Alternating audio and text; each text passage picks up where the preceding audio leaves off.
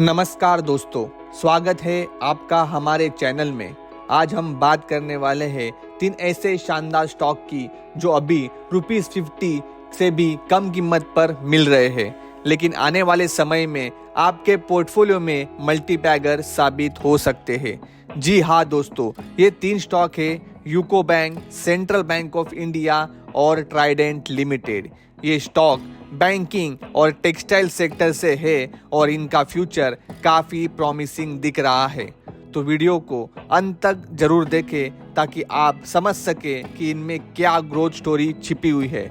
First of all, पहले हम बात करेंगे यूको बैंक की। सबसे पहले यूको बैंक एक गवर्नमेंट ओन PSU बैंक है जिसकी मार्केट कैप करीब 35,000 के आसपास है। पिछले कुछ सालों में ये बैंक ने नॉन परफॉर्मिंग एसेट, जिसको हम NPA बोलते हैं, वो काफ़ी हद तक कम किया है और अब प्रॉफिट में लगातार इम्प्रूवमेंट दिखाई दे रहा है।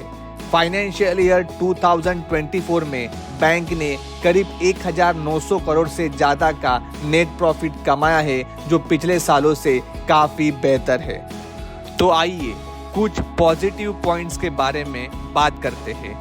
फर्स्ट, गवर्नमेंट बैकिंग होने की वजह से रिस्क कंपैरेटिवली बहुत ही कम है। सेकेंड, लोन बुक में ग्रोथ देखने को मिल रहा है, जो एक पॉजिटिव बात है। डिजिटल बैंकिंग में भी बैंक तेजी से इन्वेस्ट कर रहा है।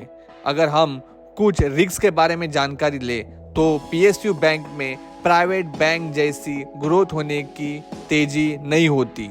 नॉन परफॉर्मिंग एसेट्स का प्रेशर अभी भी थोड़ा बैंक के ऊपर मौजूद है और अगर बैंकिंग सेक्टर में मोमेंटम बनता है तो यूको बैंक जो 40-45 से निकलकर लॉन्ग टर्म में 70 to 80 रुपीस तक जा सकता है। इन्वेस्टर को ध्यान देना चाहिए कि PSU बैंक में रिकवरी धीरे धीरे होती है, लेकिन स्टेडी ग्रोथ गवर्नमेंट सपोर्ट इसे सुरक्षित और प्रॉफिटेबल बनाता है। सेकेंड बैंक की बात करें तो सेकेंड बैंक है हमारा सेंट्रल बैंक ऑफ इंडिया। अब बात करते हैं दूसरे PSU बैंक की, तो ये एक गवर्नमेंट ओन बैंक है और बैंकिंग सेक्टर में इसका लंबा इतिहास रहा है।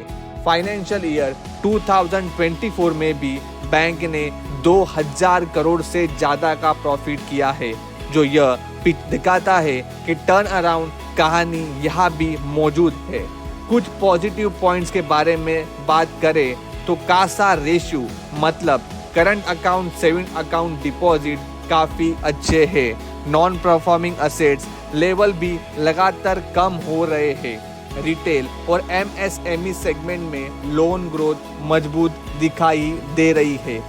थर्ड पॉइंट है डिजिटल बैंकिंग। बैंक ने रिसेंट ईयर में डिजिटल सर्विस में इन्वेस्टमेंट किया है, जो नए कस्टमर्स और इफिशिएंसी दोनों को बढ़ा सकता है।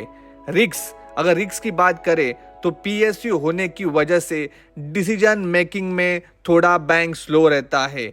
प्राइवेट बैंक से टफ कंपटीशन मिल रही है। NPA risk through NPA improve हुआ है, लेकिन इकोनॉमी स्लो डाउन में क्रेडिट रिस्क बना रहता है। लेकिन अगर हम PSU बैंक रैली को देखें तो सेंट्रल बैंक भी 1 से 2 साल में अच्छी अपसाइड मिल सकती है। 36-37 के अराउंड शेयर्स अभी ट्रेड कर रहा है, जो स्टॉक 60 से 70 तक जा सकता है। अगर सेक्टर बुलिश रहता है और गवर्नमेंट पॉलिसी फेवरेबल होती है तो काफ़ी अच्छा मोमेंटम अपने को देखने इसमें मिल सकता है। थर्ड अपना जो स्टॉक है उसका नाम है ट्राइडेंट लिमिटेड। ट्राइडेंट लिमिटेड एक टेक्सटाइल सेक्टर का स्ट्रॉन्ग प्लेयर है। ट्राइडेंट लिमिटेड ये कंपनी टेक्सटाइल, पेपर और केमिकल बिजनेस में काम करती है। इसकी टॉवेल, बेडशीट्स और यार्न एक्सपोर्ट पूरे वर्ल्ड में होती है और यह एक वेल डाइवर्सिफाइड बिजनेस मॉडल है। फाइनेंशियल ईयर 2024 में कंपनी का रेवेन्यू करीब 6,000 करोड़ तक हुआ है। वही नेट प्रॉफिट मार्जिन की बात करें तो 7-8% के आसपास नेट मार्जिन प्रॉफिट मिल रहा है। ट्राइडेंट की एडवांटेज है इसकी strong export base side, brand recognition और इफिशिएंट ऑपरेशन का। पॉजिटिव बात यह है कि डेब्ट कंपनी में बहुत कम है। टेक्सटाइल एक्सपोर्ट डिमांड बढ़ रही है। डोमेस्टिक, एफएमसीजी और हॉस्पिटैलिटी सेक्टर में टेक्सटाइल की डिमांड तेजी से बढ़ रही है। एक्सपोर्ट बिजनेस से अच्छी फॉरेन एक्सचेंज अर्निंग हो रही है। रिस्क की बात करें तो रॉ मटेरियल जैसे कॉटन के प्राइस डिपेंडेंसी ज़्यादा है।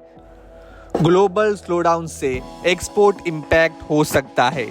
टेक्सटाइल और पेपर सेक्टर में काफ़ी टफ कंपटीशन है।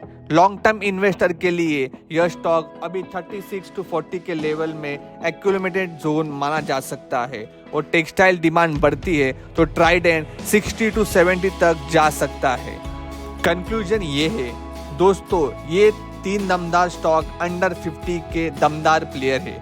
UCO bank, central bank of India और ट्राइडेंट लिमिटेड अलग अलग सेक्टर से है, लेकिन तीनों में एक चीज कॉमन है, स्ट्रॉन्ग रिकवरी स्टोरी और पोटेंशियल अपसाइड।